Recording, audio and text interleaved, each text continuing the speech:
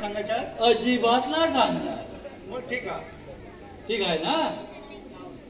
पण मंदार मी काय म्हणतोय, तू तुझा शिक्षण अर्ध्यावर सोडून भावाच्या शिक्षणासाठी राब राब शेतात राबतोस आणि त्या शेतात राबण्यामध्ये तुझं अर्ध आयुष्य तू घालवलं. पण समज उद्या तुझ्या भावात नोकरी लागली आणि त्यांना जर तुका विचारलं नाही तर? भाऊनू, मी तुमका सांगताय, माझ्या भावाशी माझा 200% विश्वास असा आणि तो माका कसो विसरायचो नाही.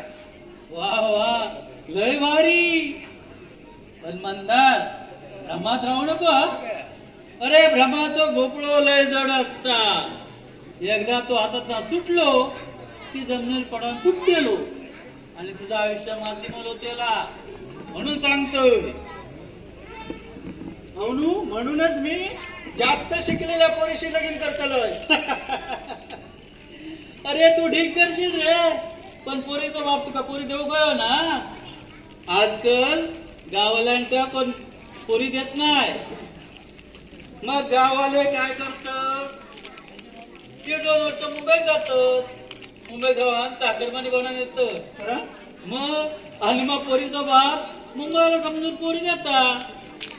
लग्न होऊन 1-2 महिने झाले तरी पण तो मुंबईत जात नाही.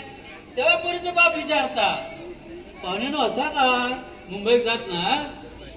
मग तो म्हणता कंपनीने ब्रेक दिला नाही. खरंच असं सांगत? आणि मग त्याचं आयुष्यभर ब्रेकच चालू असता.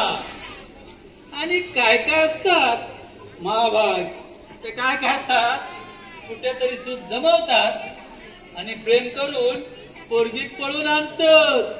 असा चालला आजकाल जगात. अरे भाऊ, तू कधी दिलोस? अरे हात कधी मारायची? बरं मी काय म्हणते, घासभर जेवतो. ते बाबांनी आता दिलं आणि माझा बळी त्या घडी तोडली वाटतं मगाशी. तर माका जोक नको. बरं ये बस. वर ये. कोण नको, मी आपलं काय म्हणतो?